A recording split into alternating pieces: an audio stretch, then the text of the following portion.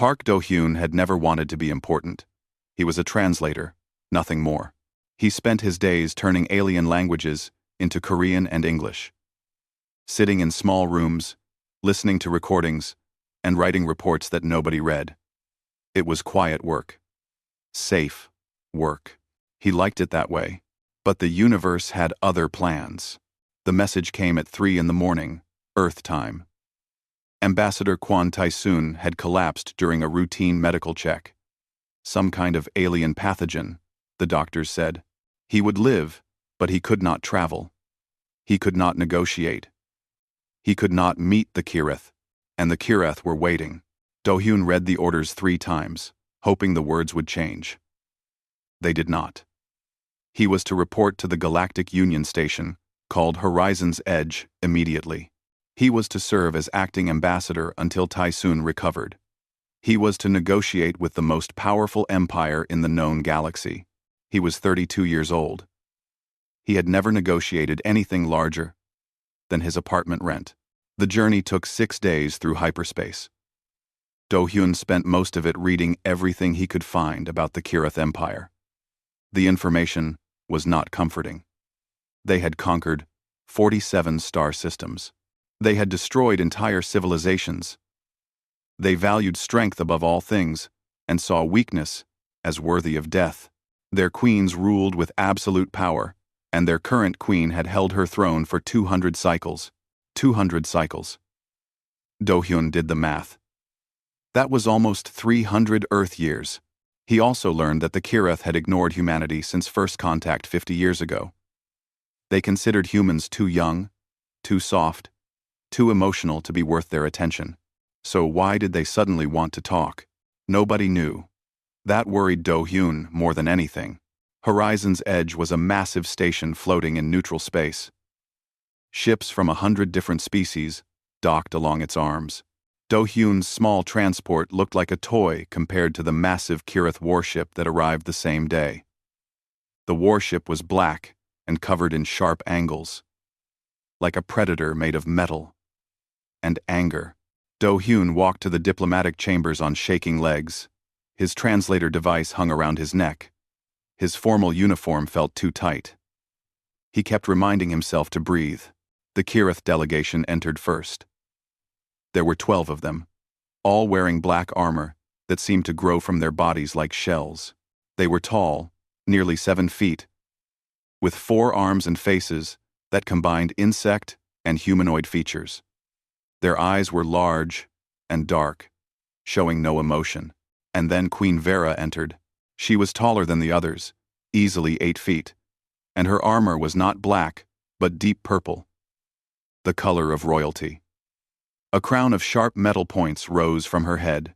Her 4 arms were folded in a way that suggested patience, but her eyes scanned the room like a hunter searching for prey. She was terrifying. She was beautiful. She was nothing like the pictures in the files. Do-hyun was supposed to wait. Protocol said the lower-ranked party should let the higher-ranked party speak first. He knew this. He had memorized it, but Queen Vera's eyes found his, and his mouth opened before his brain could stop it. "Welcome to Horizon's Edge, Your Majesty. I am Park Do-hyun, acting ambassador of Earth. I hope your journey was comfortable." The Kirith delegation went completely still. Every single one of them stared at Do-hyun with what he could only describe as horror. He had spoken first. He had made direct eye contact. He had probably just started a war. Do-hyun felt his heart stop. And then Queen Vera laughed. It was not a small laugh. It was loud and genuine, filling the chamber like unexpected music. Her delegation looked at each other in confusion. Some of them actually stepped back, as if the sound was dangerous. "Your Majesty," one of the armored Kirith said carefully. "Are you well?" "I am better than well," Queen Vera said. Her voice was deep and carried the weight of centuries. "Commander Rahl, did you see? This small human looked directly into my eyes and spoke to me as an equal. No one has done that in 100 cycles. Everyone is always bowing, always afraid, always saying what they think I want to hear." She stepped closer to Do-hyun. He forced himself not to run. You are either very brave or very foolish, Park Do-hyun of Earth, she said. Do-hyun swallowed hard. Honestly, Your Majesty. Queen Vera laughed again. This time, it was softer, almost warm. Honesty, she said, like she was tasting the word. How strange. How wonderful. Yes, I think these negotiations will be interesting. She turned to her delegation. We will proceed with this human as our counterpart. No substitutions will be accepted. Commander Rahl stepped forward. He was broader than the others, with scars visible even through his armor. Your Majesty, with respect, should we not wait for a more experienced ambassador? This one is clearly unprepared. He breaks protocol without thinking. He is exactly what I requested. Queen Vera interrupted. Her voice turned cold, and Rahl immediately went silent. I did not come here for politics, Commander. I came here to understand, and I believe this honest, tired, foolish human might actually tell me the truth, instead of lies wrapped in pretty words. She looked back at Do-hyun. We will begin formal negotiations tomorrow. Tonight, I wish to speak with you privately. Ambassador, I have questions about your species that your official files do not answer. Do-hyun's colleague Yoon Mireille, watching through a video feed back on Earth, immediately sent him a message. What did you do? Why is she laughing? This is either very good or very bad. Do-hyun had no answer. He only knew that the most powerful being he had ever met had just decided he was interesting. He did not know if he should feel honored or afraid. Later that night, alone in his quarters, he contacted Mireille directly. I have no idea what I'm doing, he admitted. She wants to talk privately, about humans, about feelings. I'm a translator, Mireille. I translate trade agreements and agricultural reports. I don't explain humanity to alien queens. Well, Mireille said, you better learn fast. Because she specifically asked for you. If you try to leave, it might insult her. And you really don't want to insult her. Do-hyun lay in his bed that night, staring at the ceiling of his small room. Outside the window, he could see the massive Kirith warship, its lights glowing like angry stars. The Queen had laughed. No one could explain why, but something in that laugh had sounded almost lonely. He closed his eyes and tried to sleep. Tomorrow, he would face an alien queen alone. Tomorrow, everything would change. He just did not know how much. The negotiations began the next morning, and Do-hyun quickly learned that he was completely out of his depth. The Kirith wanted access to human territory in the Outer Rim. They spoke of strategic positioning and resource corridors, and a dozen other terms that sounded important. Do-hyun listened carefully, took notes, and tried to understand what they actually wanted. The truth was, humanity had nothing valuable in the Outer Rim. Just a few colony worlds, some research stations, and a lot of empty space. Why would the most powerful empire in the galaxy want access to empty space? Commander Rahl led the Kirith negotiating team. He spoke in sharp, clipped sentences, laying out demands like they were already agreed upon. The other Kirath nodded along, never questioning, never suggesting alternatives. Queen Vera sat at the head of her delegation's table, watching everything with those dark, unreadable eyes. She said nothing for the first 2 hours. Do-hyun was supposed to bluff. Every negotiation guide said so. Never show weakness. Never admit you do not understand. Pretend you have more power than you do. But Do-hyun was too tired for games. So he told the truth. I apologize, he said during a pause in Rahl's speech.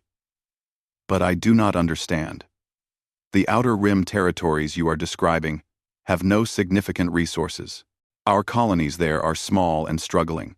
Why does the Kirith Empire want access to places that even we consider unimportant? The Kirith delegation exchanged glances. Rahl's eyes narrowed. You admit your territories are worthless? He asked. I admit they have little strategic value by Kirith standards, Do-hyun said. I am being honest because I do not see the point of lying about something you can easily verify. If I lie to you today, you will discover it tomorrow. And then you will never trust anything I say again. Silence filled the chamber. Queen Vera leaned forward. You would rather appear weak than appear dishonest? Yes, Do-hyun said simply. Why? Do-hyun thought about it. Because weakness can be fixed. But once trust is broken, it is very hard to repair. And I think if our species are going to work together, we need trust more than we need appearances. Queen Vera stared at him for a long moment. Then, she stood. We will break for today, she announced. I wish to speak with Ambassador Park privately, Rahl protested. Your Majesty, we have not finished outlining our positions. The schedule will wait, Queen Vera said. Her voice left no room for argument. Commander, you may continue preparing materials. I will speak with the human. Alone. That evening, Do-hyun found himself in Queen Vera's private quarters aboard the station. The room was large but simple, decorated with items he did not recognize. Strange plants, sculptures that might have been art or might have been weapons. A window showing the stars. Queen Vera had removed her crown. Without it, she looked almost approachable. Almost. Sit, she said, pointing to a chair.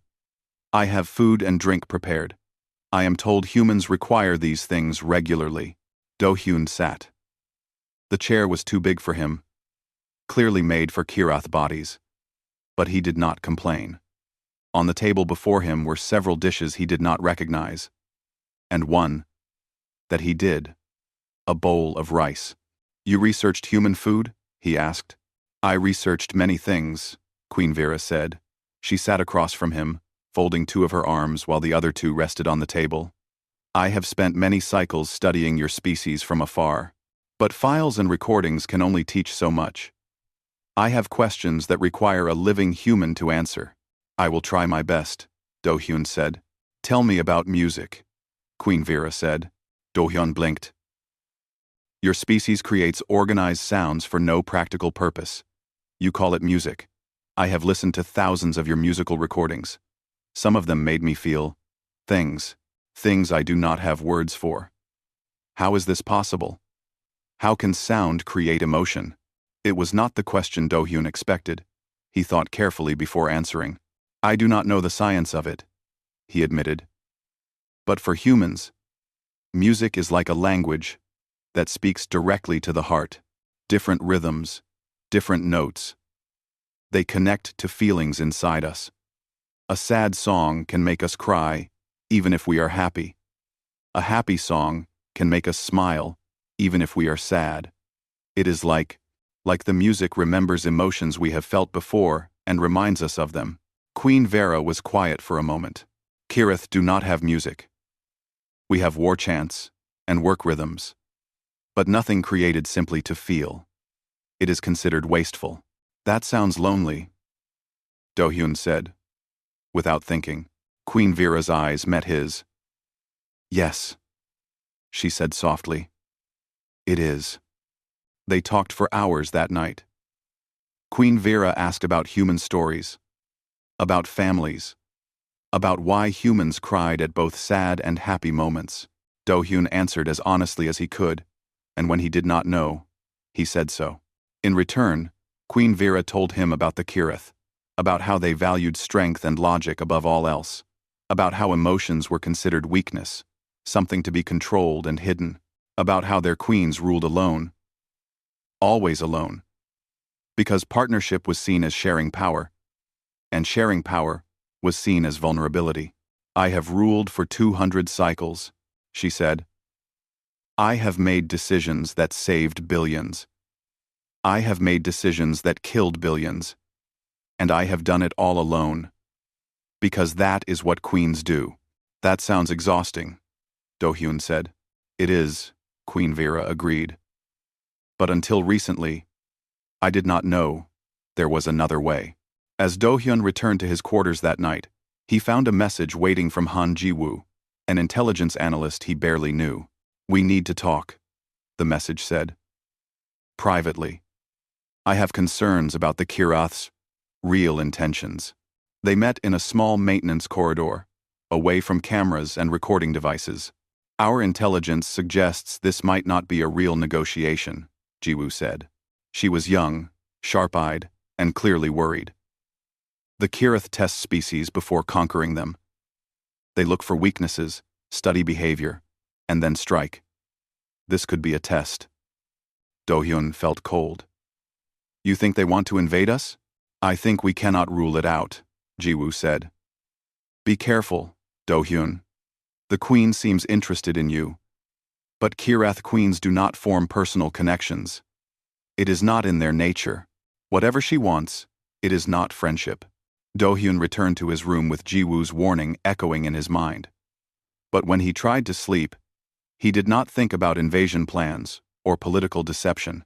He thought about Queen Vera's face when she talked about music, the way her voice had softened when she spoke of being alone, the way she had said, yes, when he called her life lonely. Maybe Jiwoo was right. Maybe this was all a test. But something in Do-hyun's heart said otherwise. Something told him that the most powerful queen in the galaxy was simply tired of being alone. The next morning, Queen Vera requested another private dinner. I have more questions, she said. About human bonding. About why your species forms what you call love. I do not understand it. I wish to understand. Do-hyun agreed, even though Jiwoo's warning still rang in his ears. Whatever this was, he needed to see it through. The private dinners became a routine. The private dinners, said, every evening, after the formal negotiations ended, Do-hyun would go to Queen Vera's quarters. They would eat together, talk together, and slowly, carefully, learn about each other. Commander Rahl noticed. He did not approve. Your Majesty, he said one afternoon, interrupting a negotiation session. The delegation is concerned. You spend more time with the human than with your own advisors. There are whispers. Let them whisper, Queen Vera said coldly. I am their queen. I do not answer to whispers. The High Council asks questions, Rahl pressed. They wonder if you are compromised. The temperature in the room seemed to drop. Queen Vera stood slowly, her full height making even Rahl step back. Compromised, she repeated. You dare suggest your queen is compromised by a creature half my size with no claws, no armor, and no political power? I suggest nothing, Your Majesty. I only report what others say. Then report this. Anyone who questions my judgment may challenge me directly. I will be happy to remind them why I have ruled for 200 cycles. Rahl bowed his head and said nothing more. But Do-hyun saw the look in his eyes. It was not respect. It was calculation. That evening, Queen Vera was quieter than usual. She sat by her window, looking at the stars, and did not touch her food. Something troubles you, Do-hyun said. It was not a question. Rahl is right to be concerned, she said. Not because I am compromised, but because I am changing. And change is dangerous for Kirath rulers. Changing how? Queen Vera was silent for a long moment. Then she began to speak, and what she told Do-hyun changed everything he understood about her. She had been born in a laboratory. Not naturally conceived, but designed. Every queen of the Kirath was genetically crafted to be stronger, smarter, more ruthless than the one before. She had been trained from birth to fight, to command, to rule. She had never played as a child. She had never had friends. She had never been allowed to want anything except power. When she reached maturity, she was given a consort. Not chosen, given. A male selected for his genetic value. Nothing more. After she produced heirs, the consort was disposed of. That was tradition. That was always how it had been done. I did not feel loss when he died, Queen Vera said. I did not feel anything. He was a tool that had served its purpose. That is what I was taught. That is what I believed. And now? Do-hyun asked quietly. Now I wonder what it would feel like to choose someone. To want someone. To have someone want me. Not my crown. Not my power. Just me. She turned to face him. In the starlight, her eyes looked almost soft. 50 cycles ago, I intercepted human entertainment broadcasts. I was curious about the young species everyone ignored. I expected to find nothing useful. Instead, I found your stories. Stories? Love stories, she said. Tales of beings who found each other, chose each other, fought for each other. Not for power or territory, but for connection. For feeling. I did not understand them. But I could not stop watching. She described a film she had seen. Do-hyun recognized it as a classic Korean drama. A story about two people from different worlds who fell in love despite everything keeping them apart. The male character said something I have never forgotten, Queen Vera continued. He said, I would rather have one day of real love than 1,000 years of empty power. I thought he was foolish. What kind of being chooses love over power? Many humans do, Do-hyun said. I know that now. And I wanted to understand why. That is why I requested negotiations with humanity. That is why I insisted on meeting you specifically, when I saw how honestly you spoke. I thought maybe a human could explain what I was feeling. Do-hyun's heart was beating fast. What are you feeling, Vera? It was the first time he had used her name without her title.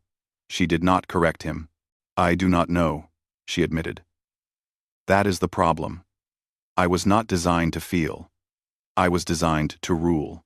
But when I talk with you, when you explain your human concepts of family and love and belonging, I feel something. Something warm. Something painful. I have no word for it in my language. In Korean, we might call it longing, Do-hyun said. A desire for something you do not have.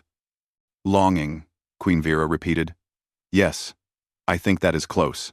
They sat in silence for a while, watching the stars together. Do-hyun thought about his own life. His small apartment on Earth. His family he rarely visited, because work always came first. His decades of choosing duty over connection, telling himself he was being responsible, when really, he was just afraid. I understand longing, he said finally. I have felt it my whole life. I always told myself that someday, when my work was done, I would find connection. But the work is never done, and years passed. And I realized I was alone, because I chose to be alone. Why did you choose that? Because connection is frightening, Do-hyun admitted. Because, if you let someone close, they can hurt you. It feels safer to be alone. But it is not truly safe, Queen Vera said. It is just a different kind of pain. Yes, Do-hyun agreed. A slower pain. A keener pain. Queen Vera reached out and touched his hand with one of hers. Her skin was harder than human skin. Like smooth stone. But warm. The touch was gentle. Careful. As if she was afraid of breaking him. You are very small, she said. And soft. And fragile. My people would call you weak. I probably am weak by Kirath standards. No, she said firmly. You are not weak. You came here alone, faced a queen who could kill you with one blow, and you spoke the truth when lies would have been safer. That is not weakness. That is a strength my people have forgotten how to understand. Do-hyun did not know what to say. He simply let her hold his hand. Later that night, after Do-hyun returned to his quarters, an alarm shattered the silence. Red lights flashed. Security announcements blared through the station's speakers. He ran into the corridor and nearly collided with a Kirath warrior. But this one was not wearing the purple colors of Queen Vera's guard. This one wore black and held a weapon pointed directly at Do-hyun's chest. The human pet dies tonight, the warrior said. Before the warrior could fire, something massive slammed into him from behind. Queen Vera, moving faster than Do-hyun thought possible, had crossed the corridor and struck the assassin with enough force to crack his armor. 2 more strikes, and the assassin stopped moving. Queen Vera stood over the body, breathing hard. Her hands were covered in dark blood. She looked at Do-hyun with something he had never seen in her eyes before: fear. Not for herself, for him. "Someone in my empire wants you dead," she said. "And I will tear apart the stars to find out who." Do-hyun stared at the body of the assassin, then at the queen who had just killed to protect him. Everything was about to change. He could feel it, and he was not sure either of them was ready for what came next. The investigation was swift and brutal. Queen Vera's loyal guards tore through the station, questioning everyone, searching every ship, examining every record. Within hours, they had their answer. The assassin belonged to a faction within the Kirith Empire that opposed any contact with humans. They called themselves the True Path, and they believed that their queen had been corrupted by weak, emotional aliens. Commander Rahl brought the report personally. "We have identified 17 members of the faction on this station, Your Majesty. They are being held for questioning." "Not questioning," Queen Vera said. Her voice was ice. "Execution. Public execution. They attempted to kill a diplomatic guest under my protection. There is only one punishment for such treason." Do-hyun watched from the corner of the command room. He had seen violence before, in recordings and news reports, but never like this. Never this personal. The queen who had held his hand so gently the night before was now ordering deaths without hesitation. The executions happened that afternoon, in the station's main gathering hall. Do-hyun did not want to watch, but Queen Vera insisted he attend. "You must see what I am," she said. "You must understand what being close to me means." He stood beside her as 17 Kirith were brought before the crowd. They did not beg or plead. Kirith did not beg. They faced their deaths with silent dignity, even as the executioner's blade fell. Do-hyun felt sick. Not because the deaths were unjust. Perhaps they were not. But because they were so efficient, so emotionless. Lives ended like closing files on a computer. When it was over, Queen Vera dismissed her court and returned to her quarters. Do-hyun followed, not knowing what else to do. Inside, away from watching eyes, the queen finally allowed herself to show emotion. She sat heavily in her chair and pressed her hands against her face. "You are disturbed," she said without looking at him. "Yes," Do-hyun admitted. "You think I was cruel. I think you were a ruler, doing what rulers do. But yes, it disturbed me." Queen Vera lowered her hands. "In the Kirith Empire, mercy is seen as weakness. If I had shown mercy to those who tried to kill you, others would try again. More would die. This way, the message is clear. Touch what is mine, and you will die." "What is yours?" Do-hyun asked quietly. Queen Vera met his eyes. "You know the answer to that." Do-hyun did know. He had known since she killed the assassin with her bare hands. But hearing her say it, even indirectly, made his heart race. "I need to speak honestly," he said. "I am confused. I am frightened. I do not understand what is happening between us." "Neither do I," Queen Vera admitted. "I have never felt this before. I was not designed to feel this. But when I saw that weapon pointed at you, when I thought you might die, I felt something tear inside me. Something I cannot name." "Clam."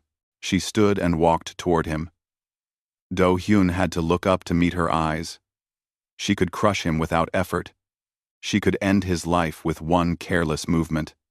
And yet, standing before her, he was not afraid. "Park Do-hyun," she said, and her voice was softer than he had ever heard it. "In 200 cycles, I have never wanted anything for myself.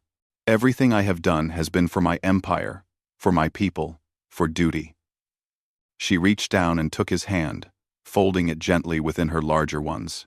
"But when I look at you, I want with an intensity that frightens me. I find myself imagining things I should not imagine. Wishing for things that are impossible. What things? Do-hyun whispered. Queen Vera closed her eyes, as if speaking the words physically pained her. I wish you were my spouse. Not for politics, not for heirs, not for alliance. For me.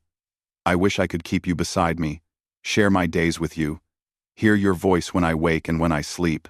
I wish you belonged to me, and I to you. The words hung in the air between them. Do-hyun could not speak, could not move. His mind raced through 1,000 responses and rejected them all as inadequate. I know it is impossible, Queen Vera continued, opening her eyes. We are different species. Our bodies are not compatible. My people would never accept a human consort. And you probably find me monstrous. A giant insect who just ordered 17 deaths. I do not find you monstrous, Do-hyun said. His voice was shaking. I find you lonely, and sad, and desperate, for something you were never allowed to have. I find you more human than most humans I have known. Queen Vera made a sound that might have been a laugh or might have been a sob. Human. You say that as if it is a compliment. It is the highest compliment I know. Before either of them could say more, an alarm blared through the quarters. Red lights flashed. Queen Vera's communication device erupted with urgent voices. She activated the device, and Commander Ral's face appeared on the screen. His expression was tense. Your Majesty, we have received word from the homeworld. The High Council has declared you compromised by human influence. They have stripped you of your authority, pending a formal review. Queen Vera's face hardened. They cannot do that. I am the Queen. They are claiming emergency powers. And, Your Majesty, they are sending a war fleet. They intend to take you into custody and execute the human. The communication ended. Queen Vera stood frozen, her hands still holding Do-hyun's. This is civil war, she said quietly. My own council, my own people, turning against me, because I dared to feel something. Do-hyun's communicator buzzed. It was Admiral Shin Yuna, Earth's military commander, calling on an emergency channel. Ambassador Park. We have detected a large Kirath fleet heading toward your position. Our analysts believe they intend hostile action. You must evacuate immediately. Number. I cannot evacuate, Do-hyun said. If I leave, they will use it as proof that I was manipulating the Queen. If you stay, you will die, Admiral Shin said bluntly. Do-hyun looked at Queen Vera. At the fear and determination in her eyes, at the way she still held his hand, as if he was the only solid thing in a universe falling apart. Then I will die beside someone worth dying for, he said. He closed the communication before Admiral Shin could respond. Queen Vera stared at him. You would die for me? After knowing me for only weeks? After seeing the violence I am capable of? You would die for me, Do-hyun said simply. You already almost did. Is it so strange that I would do the same? For the first time since he had known her, Queen Vera cried. The tears were not like human tears, more like small drops of crystal that fell from her eyes and shattered on the floor. But they were tears, and they were real. I do not deserve you, she whispered. Maybe not, Do-hyun agreed. But you have me anyway. Outside the window, in the darkness of space, the lights of the approaching war fleet began to appear like angry stars. The battle for their future was about to begin. The siege of Horizon's Edge began with a demand for surrender. General Thax, commander of the High Council's fleet, broadcast his message across all channels. His face filled every screen on the station, his voice carrying the cold certainty of absolute power. Queen Vera, you have been declared unfit to rule. The High Council commands you to surrender yourself and the human called Park Do-hyun for judgment.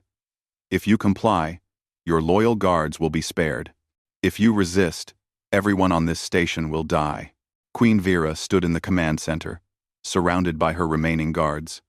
Many had already defected, slipping away in the night to join the rebel fleet. But those who remained were loyal to their core, ready to die for their queen. "How many ships do we have?" she asked. 12, Your Majesty," her captain reported. "Against their 60. Then we will need to be clever," Queen Vera said. "Begin defensive formations." "Buy us time." Do-hyun watched the tactical display with growing dread. 12 against 60. Even he understood those odds. The Loyalists could not win. They could only delay the inevitable. Commander Rahl chose that moment to make his move. He burst into the command center with a squad of armed warriors, weapons raised. "In the name of the High Council, Queen Vera is under arrest. Anyone who resists will be executed." The Loyalist guards drew their weapons, but they were outnumbered. A tense standoff filled the room, everyone waiting for someone else to move first. "Rahl," Queen Vera said calmly, "you have been planning this since we arrived." "I have been planning this since you started spending your nights with that soft thing," Rahl said, pointing at Do-hyun with disgust. "You are not the queen I swore to serve. That queen would never lower herself to feel emotions for a lesser species."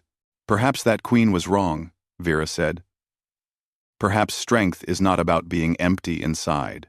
Strength is all that matters," Rahl spat. "And you have become weak." He raised his weapon and fired at Do-hyun. Queen Vera moved faster than thought. She threw herself in front of the blast, taking it in her shoulder. The impact spun her around, dark blood spraying from the wound, but she did not fall. Instead, she launched herself at Rahl with a roar that shook the walls. The fight was brutal and short. Rahl was a warrior, trained for combat. But Queen Vera had 200 cycles of experience, and the rage of someone protecting what she loved. She broke his weapon, she broke his arm, she broke his jaw, and when he lay on the floor, gasping, she stood over him with her foot on his chest. "I am still your queen," she said. "I am still strong, and you are still a traitor." She turned to her loyal guards. "Take him. Let him watch what happens next." Do-hyun rushed to her side. The wound in her shoulder was deep, leaking that strange dark blood of hers. "You need medical attention. Later," she said. "There is something I must do first." She walked to the main communication console, ignoring the pain, ignoring the blood. Her guards cleared a path. She activated the broadcast system. The same system General Thax had used. And her image went out to every ship, every station, every world in her empire. "People of the Kirath," she began. "You have been told that I am compromised, that I have been weakened by contact with humans, that I am no longer fit to rule." She paused, letting the words sink in. "They are right. I have been changed by humans, but not weakened. I have been awakened." Her voice grew stronger despite her wound. "For 200 cycles, I ruled you with strength alone. I made decisions without feeling, ordered deaths without guilt, sacrificed millions without grief. I thought this was what a queen should be: cold, hard, empty. And you accepted it because you believed the same." She looked directly into the camera. "But I have learned something from these small, soft, fragile humans. I have learned that strength, without feeling, is not strength. It is just violence. I have learned that ruling without caring is not leadership. It is just control. I have learned that a life without connection is not really living at all. Live is live." The tactical display showed something strange happening. Some of the rebel ships were slowing down. Some were breaking formation. The broadcast was reaching them. "I will not apologize for feeling," Queen Vera continued. "I will not apologize for caring about a human who showed me more courage and honesty than any Kirath I have ever known. If that makes me unfit to rule by your old standards, then perhaps your old standards were wrong." She raised her wounded arm, showing the blood, showing the pain. "This wound was taken protecting someone I care about. Not a political ally. Not a useful tool. Someone I care about because of who he is, not what he can do for me. Ask yourselves, When was the last time any of you cared about anything that much? When was the last time you felt something real? Today. Today. Today. Today. The fleet movements on the display were becoming chaotic. Ships were breaking away from General Thax's formation. Confused communications filled the channels. Something was happening in the Empire that the High Council had not predicted. "I am your queen," Vera concluded. "I am still the strongest among you. But I choose to be more than strong. I choose to feel. I choose to care. And I will fight for that right, and for the human who taught me what it means. Until my last breath." She ended the broadcast. For a long moment, silence filled the command center. Then, the communication console lit up with incoming signals. Ship after ship was declaring loyalty to the Queen. Young officers, soldiers who had grown tired of endless war. Kirith who had felt the emptiness of their culture and never had words for it until now. Within an hour, the rebel fleet was divided. Nearly half had defected to Queen Vera's side. The odds were still not good. But they were better. Do-hyun finally managed to get Vera to sit down so a medic could treat her wound.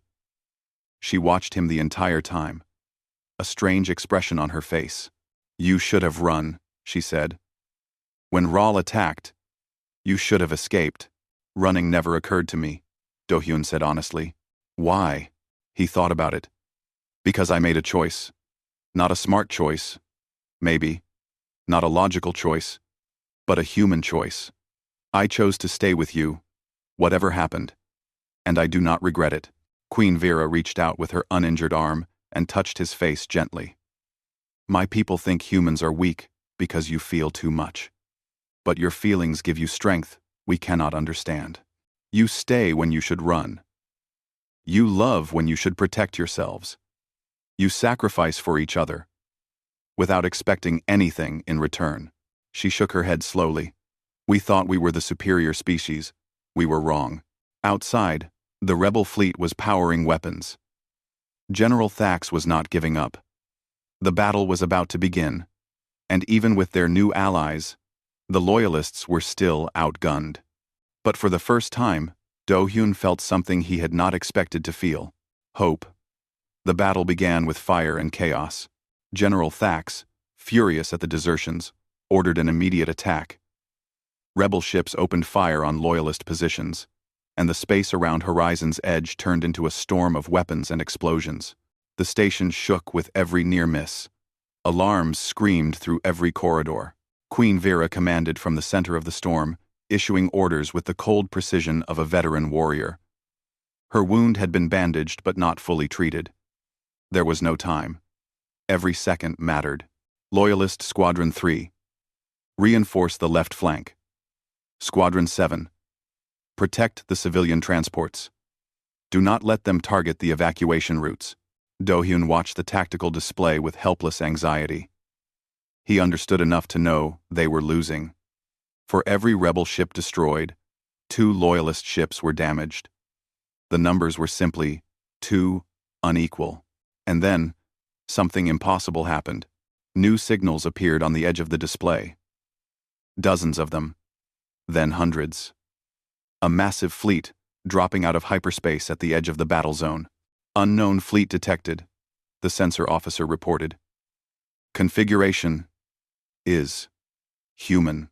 Do-hyun's heart stopped. Human ships. Here. In the middle of a Kirith civil war. The communication console activated, and a human face appeared on screen. A stern woman in a military uniform, with gray hair and eyes that had seen too many battles. "This is Captain Baek Sung-ho of the Earth Relief Fleet," she said. "We are here in response to Ambassador Park's emergency communication. To all ships in this area, we are not here to fight. We are here to help." Queen Vera stared at the screen. "Help? What kind of help?" Captain Baek's expression softened slightly. "Medical ships, supply transports, refugee vessels." Our government decided that humanity would not stand by while people died for wanting to feel something. She paused. We brought no weapons, no warships, just doctors, food, and open doors for anyone who needs safety. The Kirith on both sides of the battle seemed frozen by confusion. A fleet with no weapons? Ships that came to help instead of conquer? It made no sense by Kirith standards. General Thax recovered first.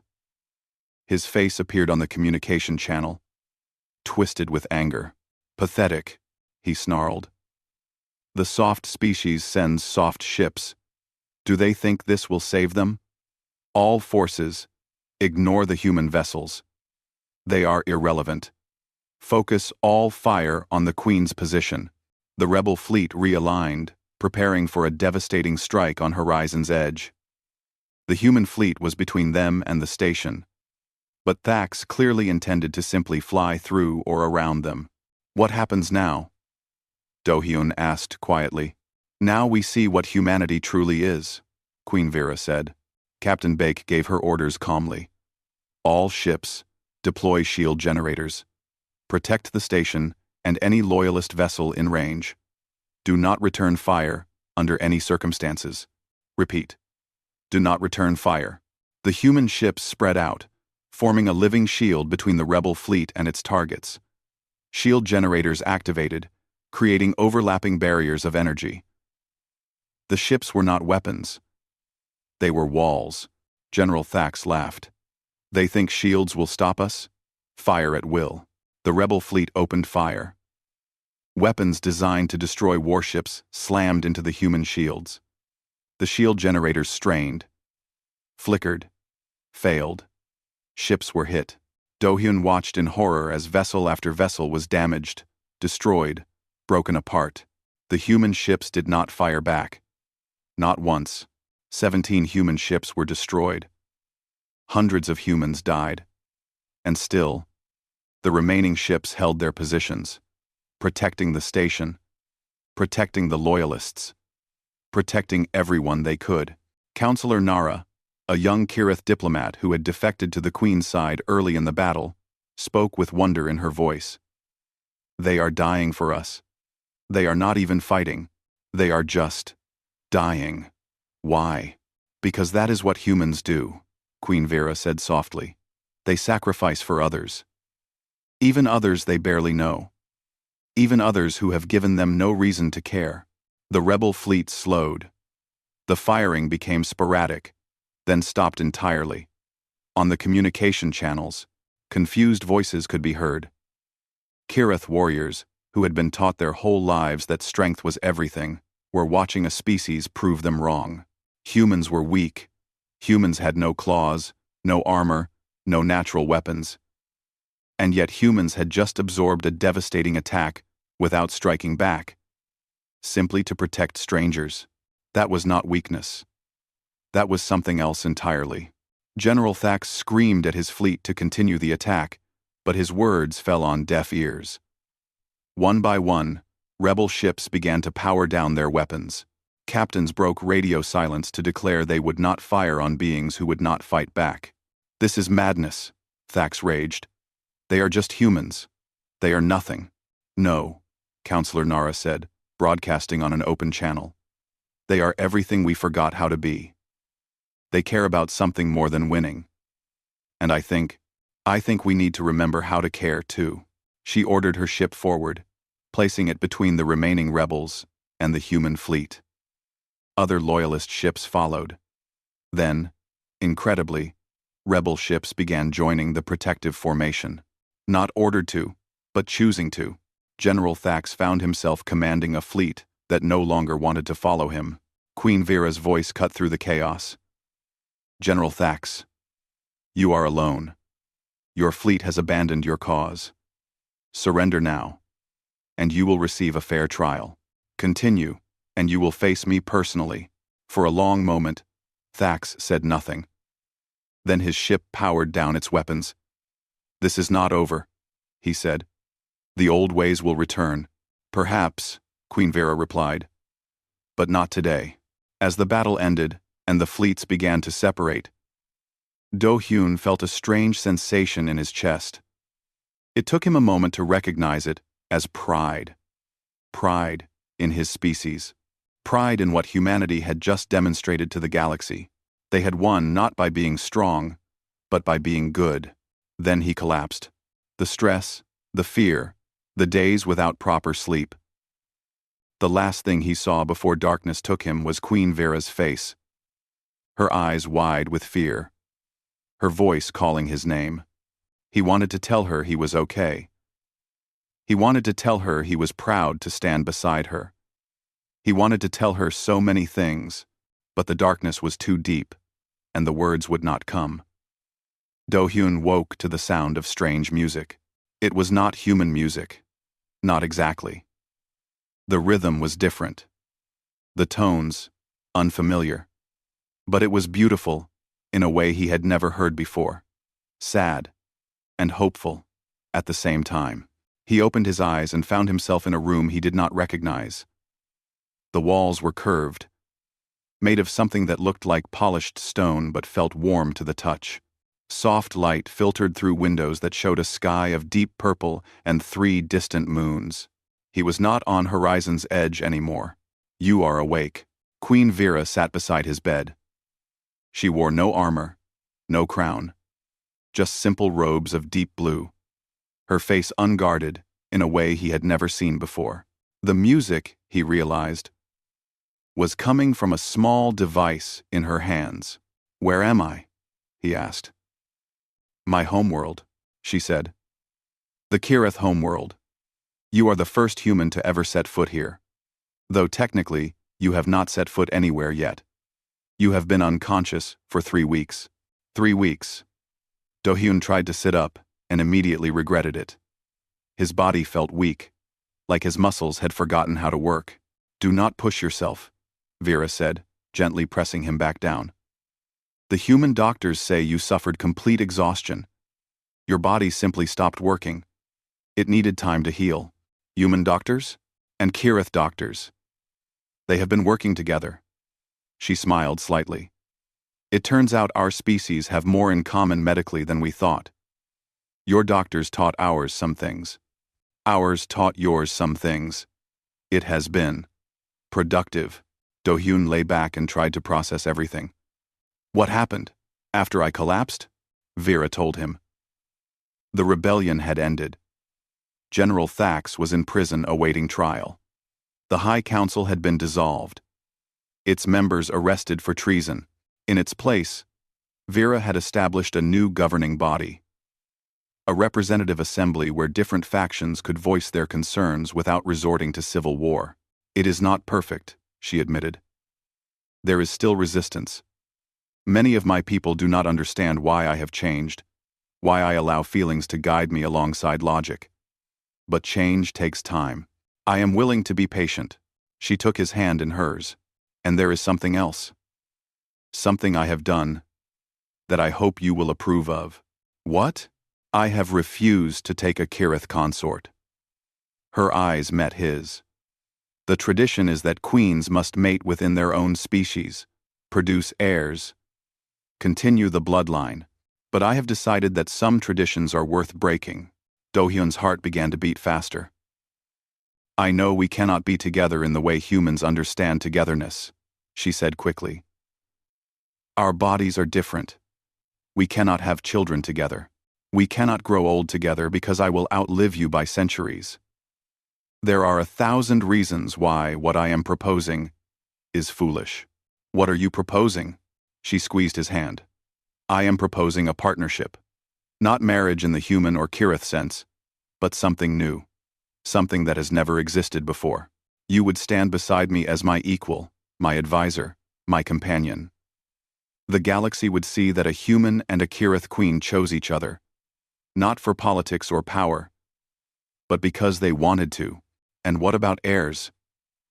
What about your bloodline? I have appointed Counselor Nara as my successor. She has the strength and the vision to lead when I am gone. The old ways of genetic manipulation and forced breeding are over. The Kirith will learn to choose their leaders based on merit. not bloodline. She paused. But none of this matters if you do not want it. I am asking, Do-hyun, not commanding. I am asking if you will stay with me. Do-hyun thought about his life on Earth. His small apartment, his quiet work, the family he rarely saw, the connections he had never made. He thought about the person he had been before he came to Horizon's Edge. Careful, cautious, always choosing safety over risk. That person felt like a stranger now. I need to go home first, he said. I need to see my family. Talk to them. Explain what has happened. Vera's face fell slightly. But she nodded. Of course. I will arrange transport. I was not finished. Do-hyun said. I need to go home first. But then I will come back. Because I have spent my whole life being safe. And I do not want to be safe anymore. I want to be happy. And you make me happy, Vera. Even when everything is falling apart, even when we are surrounded by enemies, when I am with you, I feel like I am finally where I am supposed to be. Vera's eyes filled with those crystal tears again. You will stay with me? I will stay with you. For as long as I have. The journey to Earth took 2 weeks. Do-hyun spent most of it recovering his strength and preparing what he would say to his family. When he finally arrived at his mother's small house in the countryside, he found her waiting at the door as if she had known exactly when he would come. Park Yoon-ji was 73 years old, with white hair and a face full of wrinkles that deepened when she smiled.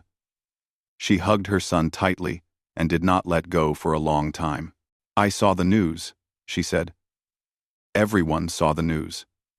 My son, standing beside an alien queen, changing the galaxy. She laughed. I always knew you were special, but this was more than I expected. They sat together in her kitchen, drinking tea, and Do-hyun told her everything. About Vera. About the confession. About the decision he had to make. His mother listened without interrupting. When he finished, she was quiet for a moment. You are asking for my blessing, she said. I suppose I am. She reached across the table and took his hand. Do-hyun, I have watched you your whole life. I have watched you play it safe. Avoid risks. Put duty before happiness. I understood why. The world is scary. And caring about things means you can lose them. But I always hoped you would find something worth being scared for. She smiled. If you have found that something, whether it is a human woman, or an alien queen, or anything else, then you have my blessing. Happiness is not about what makes sense. It is about what makes your heart full. Do-hyun returned to the Kirith homeworld a month later. He brought with him a small box of Korean tea, a collection of human music, and his mother's blessing. The ceremony was unlike anything the galaxy had seen before. Not a wedding, not a coronation, but something new. Before representatives from 100 species, Queen Vera of the Kirith Empire and Park Do-hyun of Earth declared their partnership. They exchanged no rings, made no vows of forever. They simply stated that they chose each other, freely, knowing all the difficulties ahead. The galaxy watched. Some were confused, some were disgusted. But many, especially the young, felt something stir inside them. If a Kirith queen and a human translator could find each other across the impossible gulf between their species, then maybe anything was possible. Years passed. Do-hyun grew older while Vera remained unchanged. He taught classes about human culture to young Kirith, who wanted to understand the species that had changed their empire. Vera often watched from the doorway, smiling in a way that still surprised everyone who knew the old stories about the cold, emotionless queen. They had their struggles. Their differences sometimes caused arguments, misunderstandings, frustration, but they always found their way back to each other. Always remembered why they had chosen this strange, impossible partnership. And when historians wrote about this era, they did not focus on the battles or the politics. They wrote about love, about how two beings from different worlds proved that connection was possible even when everything said it should not be. The galaxy had always measured strength in weapons, in territory, in conquered worlds, but humanity taught the Kirith something new. That the greatest strength was the courage to love, even when love seemed impossible. And in doing so, they did not just change one empire, they changed the stars themselves. On quiet evenings, Dohyun and Vera would sit together watching those stars, listening to music, holding hands. It was enough. It was more than enough. It was everything.